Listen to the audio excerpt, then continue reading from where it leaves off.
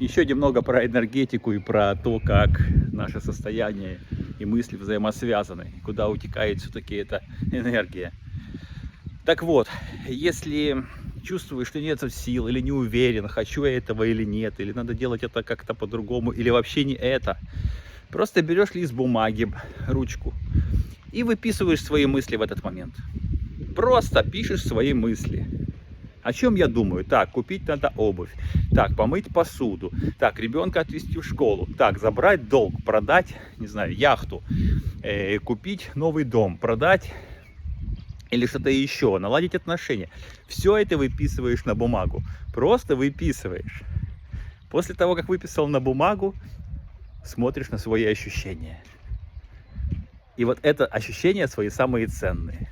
Просто внутри состояние меняется. А на что оно меняется и что уходит, а что приходит, это каждому оно откликается по-своему.